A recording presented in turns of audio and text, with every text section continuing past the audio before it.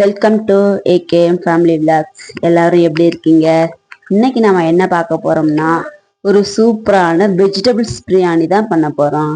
எப்படி பண்றதுன்னு வாங்க பார்க்கலாம். இப்போ ஒரு குக்கரை எடுத்து நல்லா கிளீனா வாஷ் பண்ணிட்டு ஸ்டவ்வை பற்ற வச்சுக்கலாம். வச்சுட்டு ஒரு 2 ஸ்பூன் அளவுக்கு ஆயில் சேர்த்துக்குவோம். சேர்த்துட்டு ஆயில் நல்லா காஞ்சதுக்கு அப்புறமா நமக்கு தேவையான கறி மசாலா பட்டை, கிராம்பு, மராத்தி நொக்கு, கஸ்தூரி மேத்தி, கிராம்பு, கொஞ்சோண்டு சோம்பு எல்லாத்தையும் சேர்த்து நல்லா பொன்னிறமா வறுக்க விட்டுக்கலாம். நல்லா வறுபட்டுருச்சு. இப்போ அது வறுபட்டு இருக்குது. நம்ம அரிசி எடுத்துக்குவோம். நம்ம 1 டம்ளர் எடுத்தாவே நம்ம ஃபேமிலிக்கு போதும். ஸோ எப்பயுமே அரிசி எடுத்துட்டு மறுபடியும் சும்மா கொண்டே உள்ள போடாது. அதில் ஒரு 10 அரிசி போட்டு தான் மறுபடியும் அரிசி பானைக்குள்ள போடணும். போட்டுட்டு நம்ம அரிசியை கழுவி வச்சுக்கலாம். இப்போ நமக்கு எல்லாமே ரெடி ஆயிடுச்சு. இந்த சமயத்தில் நம்ம பெரிய வெங்காயம் நீள்வாக்கில் கட் பண்ணி வச்சிருக்கிறோம். அதை ஆட் பண்ணிக்குவோம். ஆட் பண்ணி நல்லா பொன்னிறமா ஆகுற அளவுக்கு நல்லா வதக்கி விட்டுக்குவோம். நம்ம இதை வதக்கிட்டு இருக்கிறப்பவே நம்ம அரிசியெல்லாம் நல்லா கிளீனா கழுவி எடுத்து வச்சுக்குவோம். நமக்கு இப்போ நல்லா வறுபட்டுருச்சு. இந்த சமயத்துல நம்ம கொஞ்சமா ஒரு டீஸ்பூன் அளவுக்கு இஞ்சி பூண்டு பேஸ்ட், 1/2 டீஸ்பூன் அளவுக்கு கரம் மசாலா, 1/2 ஸ்பூன் அளவுக்கு மஞ்சள் தூள் ஆட் பண்ணிக்குவோம். நமக்கு எப்பயுமே சாப்பாடு கொஞ்சம் கலரா இருந்துச்சுன்னா தான் நல்லா இருக்கும். அதனால மஞ்சள் தூள் ஆட் பண்ணிக்குவோம். இப்போ 1/2 ஸ்பூன் அளவுக்கு மிளகாத்தூள், தனி மிளகாத்தூள். இப்போ நம்ம சாப்பாட்டுக்கு தேவையான அளவுக்கு உப்பு ஆட் பண்ணிக்குவோம். சாப்பாட்டுக்கு தேவையான அளவுக்கு ஆட் பண்ணிக்குவோம். இல்லை இப்போ இது வதங்குற அளவுக்கு கூட ஆட் பண்ணிக்குவோம். இதெல்லாம் மசாலாவெல்லாம் போடும்போது அதில் கொஞ்சம் உப்பு ஆட் பண்ணிக்கிட்டோம்னா அது கொஞ்சம் நல்லா இருக்கும். நல்லா அதில் அந்த வெங்காயம் இதுலெல்லாம் நல்லா உப்பு சார்ந்து நல்லா அது ஒரு சுவையா இருக்கும். இப்போ நமக்கு வெங்காயம்லாம் நல்லா வதங்கிருச்சு. இப்போ தக்காளி சேர்த்துக்கலாம். ஒரு 3 தக்காளி நெட் வாக்கில் நறுக்கி வச்சிருக்கோம். அதை ஆட் பண்ணிக்குவோம். ரொம்ப தக்காளி ஆட் பண்ணிட்டோம்னா வெஜிடபிள்ஸ்லாம் போடும்போது ரொம்ப புளிச்சா மாதிரி இருக்கும்.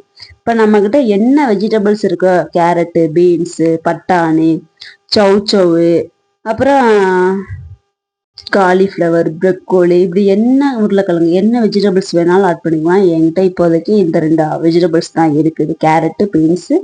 அதை போட்டு நல்லா ஒரு 1/4 பதத்துக்கு வேகிற அளவுக்கு நல்லா கிண்டி விட்டுக்குவோம். வந்ததுக்கு அப்புறமா நம்ம அரிசி கழுவி வச்சிருக்கோம்ல, இதை ரொம்ப நேரம் வேக தேவையில்லை. நமக்கு காயும் ஓரளவுக்கு இப்போ பச்சையா தானே இருக்கு. அரிசியும் நம்ம குக்கரை அடுப்பு வைக்கும் போது தான் ஊற வச்சா 2மே ஓரளவுக்கு நல்லா இருக்கும். இந்த வேகையில நல்லா வரும். நல்லா எல்லாமே சாந்து வர்ற அளவுக்கு நம்ம நல்லா கிண்டி விட்டு வச்சுக்குவோம். இப்போ 1க்கு 3 டம்ளர் தண்ணி விட்டுக்குவோம். First, second, 3rd tumbler 3 tumbler தண்ணி விட்டுக்கிட்டு நல்லா அதை ஒரு கிண்டி விட்டு நமக்கு உப்பு உரப்பு எல்லாம் கரெக்டா இருக்கான்னு நல்லா செக் பண்ணி பார்த்துக்குவோம். நல்லா அடியில இருந்து நல்லா கிண்டி விட்டு எடுத்து வச்சுக்கணும். கிண்டி விட்டு அதுக்கப்புறமா தான் நம்ம மூடி போடணும். இப்போ நம்ம ஒரு மூடி தேங்காய் திருவி வச்சிருக்கிறோம். திருவி பால் எடுத்து வச்சிருக்கிறோம். அந்த பாலையும் ஆட் பண்ணிக்குவோம். இப்போ சாப்பாட்டுக்கு தேவையான அளவுக்கு உப்பு போட்டுக்குவோம். உப்பு போட்டுக்கிட்டு அந்த பால் நம்ம தேங்காய் பால் எடுத்து வச்சிருந்தோம் பார்த்தீங்களா, அதையும் உள்ள ஆட் பண்ணிக்கிட்டு பார்த்தோம்னா கரெக்டா மட்டத்துக்கு சூப்பரா இருக்கும். ரொம்பவும் தண்ணியாவும் இருக்கக்கூடாது, ரொம்பவும் பத்தாமையும் போயிடக்கூடாதுல்ல. அதனால ஓரளவுக்கு கரெக்டான பக்குவத்துல இருந்துச்சுனாதான் அது நமக்கு வெந்து அடியும் பிடிக்காம இருக்கும், சாப்பாடும் உதிரியா இருக்கும். நம்ம தேங்காய் பால் ஆட் பண்ணி உடனே குக்கர் மூடியெல்லாம் நல்லா சுத்தமா வாஷ் பண்ணிட்டு போட்டு விசில போட்டு விட்டுருவோம். நமக்கு ஒரு 3 விசில் வரணும். 3 விசில் வந்துச்சுனாவே போதும். ரொம்ப நேரமா விசில் வருது, ஆனா வரவே மாட்டேங்குது.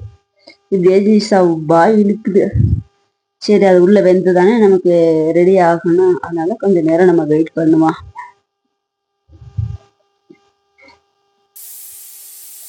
ஒரு வழியா விசில் வந்துருச்சு. 3 விசில் வர்ற வரைக்கும் விட்டு நம்ம கொஞ்சம் நேரம் வெயிட் பண்ணி நல்லபடியா நம்ம சாப்பாடை குக்கரை ஆஃப் பண்ணி இறக்கி வச்சிருவோம். வச்சுட்டு பார்த்தா சாப்பாடு ஒன்னோட ஒன்னா ஒட்டாம உதிரியா நமக்கு சூப்பரா வந்துருச்சு. தேங்காய் பால் ஊத்துறதுக்கு அதுக்கும் சாப்பாடு கலர்ஃபுல்லா சூப்பரா இருக்கு. நீங்களும் இது மாதிரி செஞ்சு பார்த்துட்டு எப்படி இருந்துச்சுன்னு கமெண்ட்ல சொல்லுங்க. இது போன்ற வீடியோ உங்களுக்கு வேணும்னா நம்ம சேனலை சப்ஸ்கிரைப் பண்ணி வச்சுக்கோங்க. லைக் பண்ணுங்க, ஷேர் பண்ணுங்க, நம்ம சேனலை சப்ஸ்கிரைப் பண்ணுங்க.